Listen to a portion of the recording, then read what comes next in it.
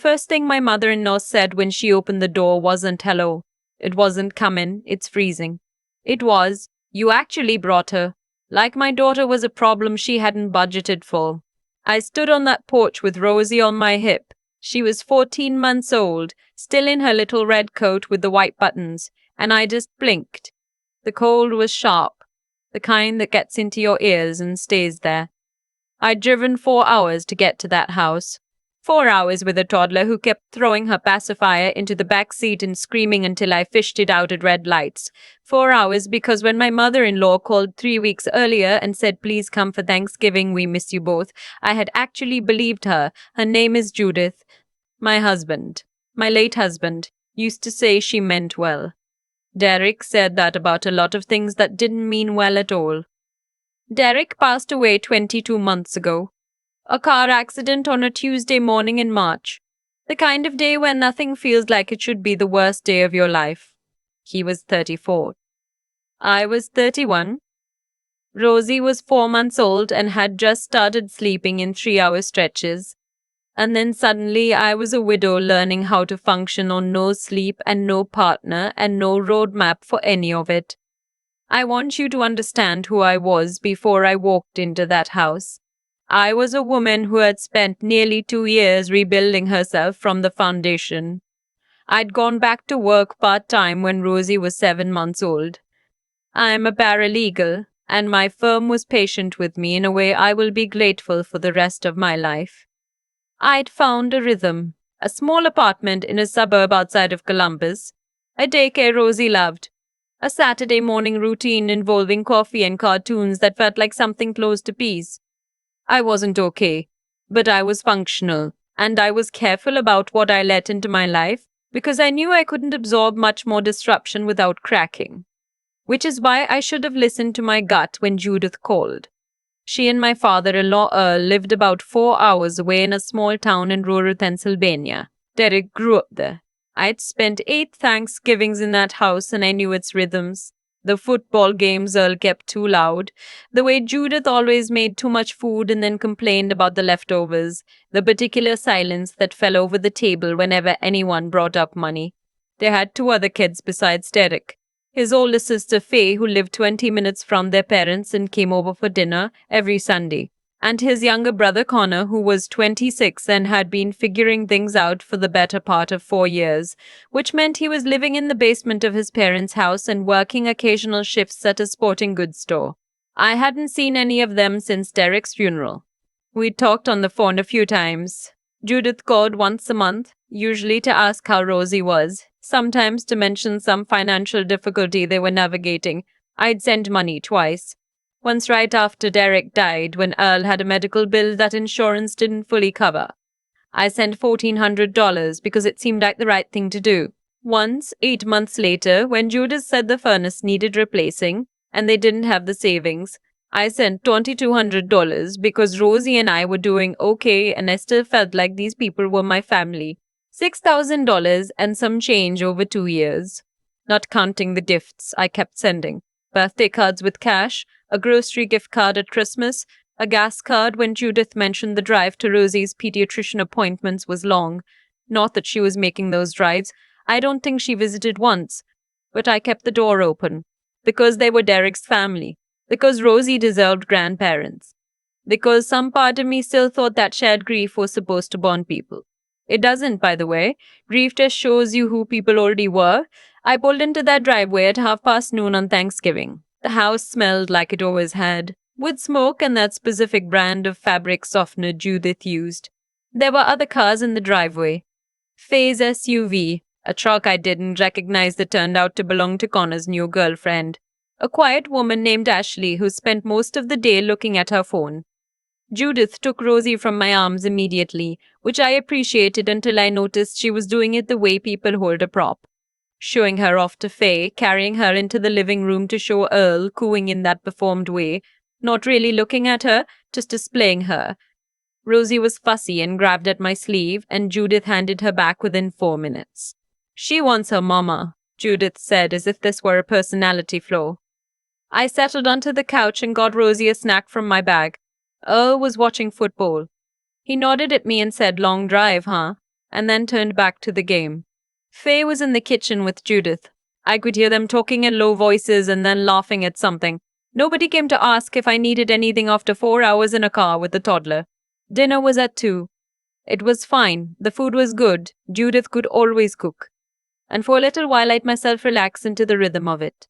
Rosie sat in the old high chair they still had from when Derek's kids were small, and she ate mashed sweet potato off her tray, and it almost felt normal. Almost felt like a family. And then Connor asked how work was going.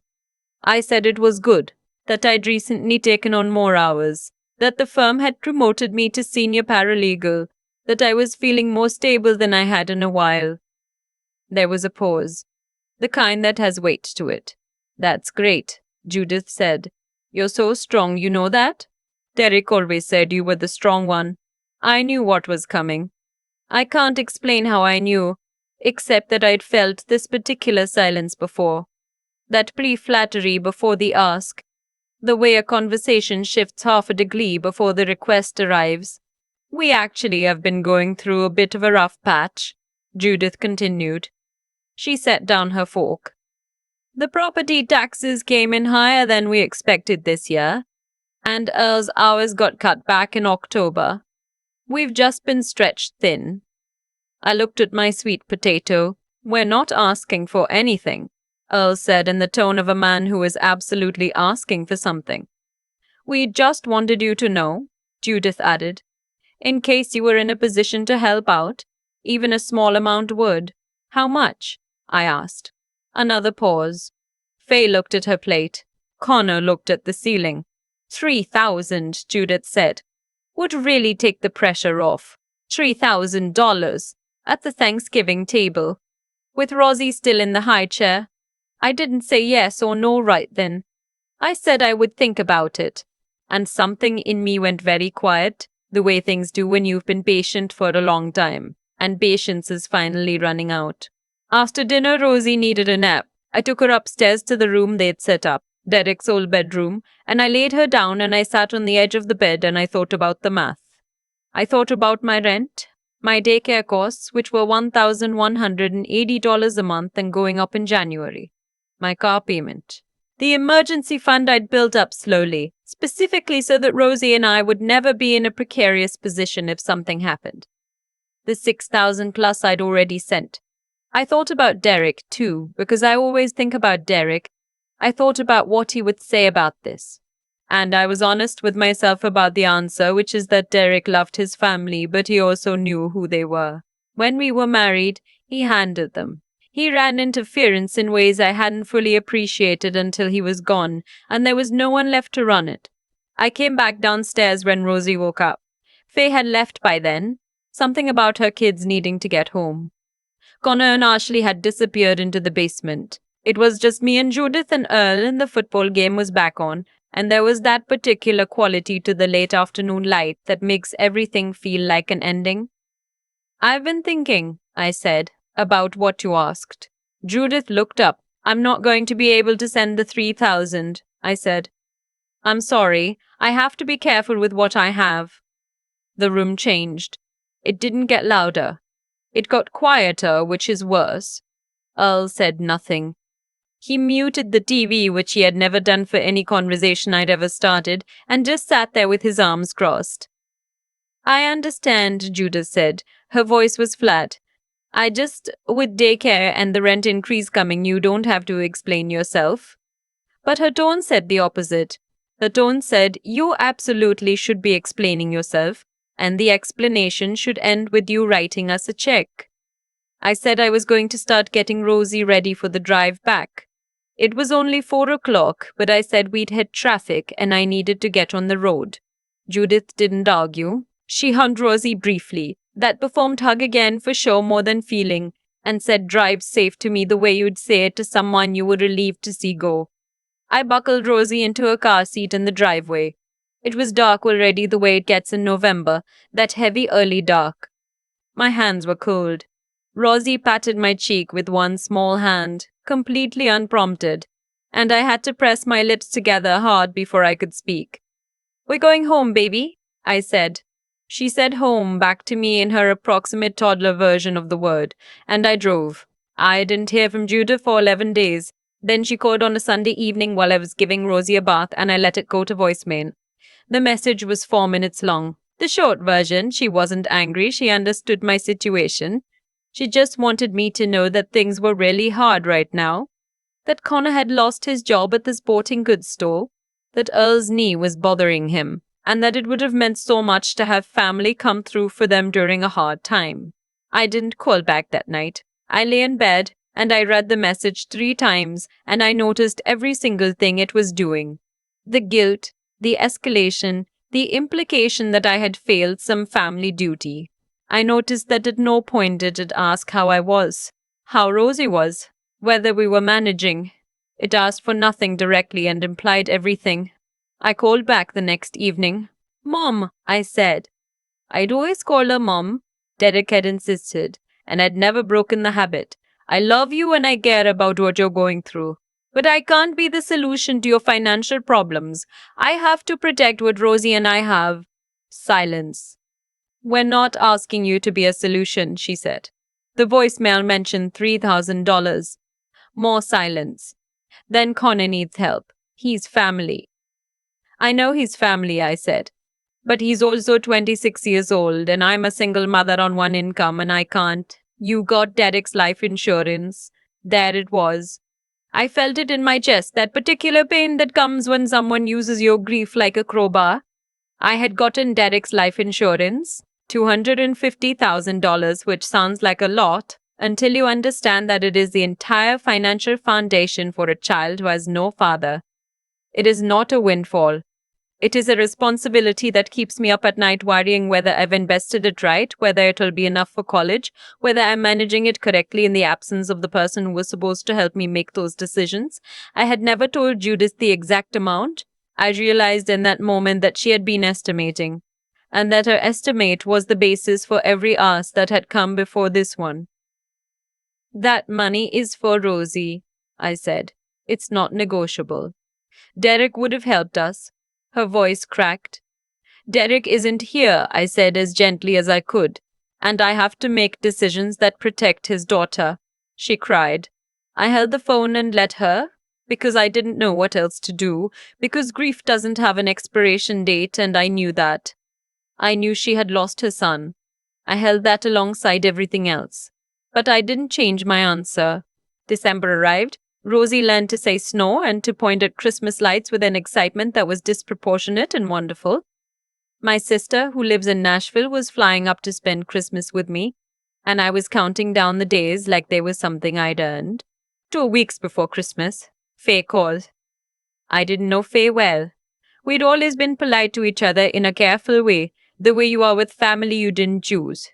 She said she was calling because she was worried about her parents, and she wanted to talk to me adult to adult. "They're really struggling," she said. "More than they let on. Dad's knee surgery got pushed to February because they can't cover the deductible." I expressed genuine sympathy. "I'm helping where I can," she said, "but I have 3 kids in school and my husband's business had a rough year." "I understand," I said. "I just thought you have more flexibility than I do right now." With what Derek left. And there was the crowbar again. "Faye," I said, "I've already sent your parents over $6,000 since Derek passed. I've done that because I care about your family and I wanted to help. But that money comes from a place I'm supposed to protect for Rosie. I can't keep doing it." Faye got quiet. Then she said something I've replayed many times since. "She's a toddler," she said. "She won't even remember the money by the time she needs it. You could help real people who are suffering right now. She's a toddler. She won't even remember. My daughter, Derek's daughter, the person that money was meant to protect." I didn't yell. I want to be clear about that because it would have been easy to yell. I just said very calmly, "I think I need to go." And I hung up. I spent a few days in a fog after that. The kind where you go through all the motions. Daycare pickup, dinner, bath, bedtime, and your body does everything correctly but your mind is somewhere else, turning things over. I thought about who these people had been to me for the 9 years I'd known them. The Thanksgiving where Derek's car broke down on the way and we arrived 3 hours late and Judith had saved us plates without complaint. The time Earl drove 2 hours to help us move a couch into our apartment. Genuine moments. Real ones. I didn't want to pretend they hadn't existed, but I also kept coming back to the math of it. Not the financial math, the other kind. The math of who had shown up and how. In 22 months of widowhood, Judith had visited Rosie once for 3 days, when Rosie was 9 months old. Earl had not visited at all. Faye had sent a card at Christmas. And yet I had sent money. Because they were Derek's family. Because I still felt the pull of that. But the pull was only running in one direction.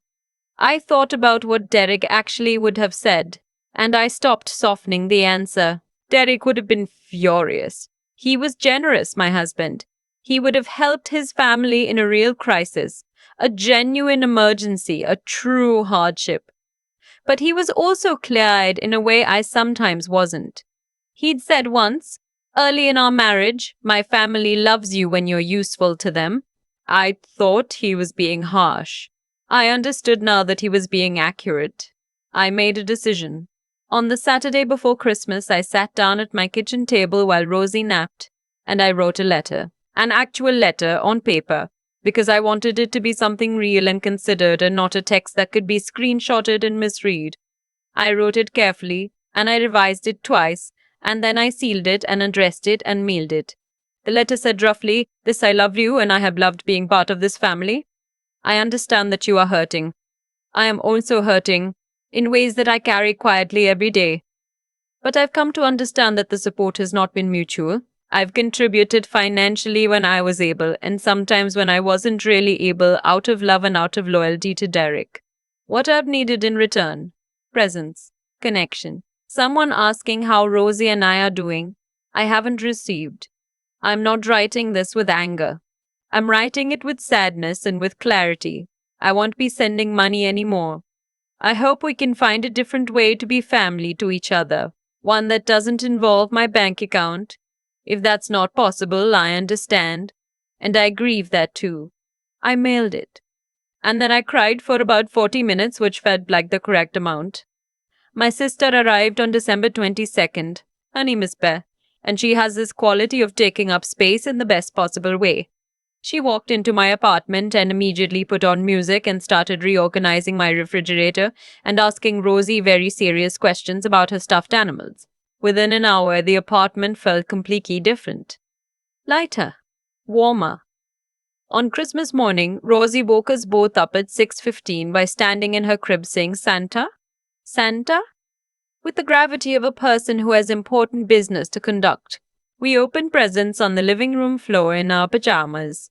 Beth had brought Rosie a toy kitchen that required 45 minutes of assembly and came with 12 pages of instructions in 4 languages, and we assembled it together on the floor while drinking coffee, and Rosie supervised seriously, handing us the wrong pieces at healthful intervals.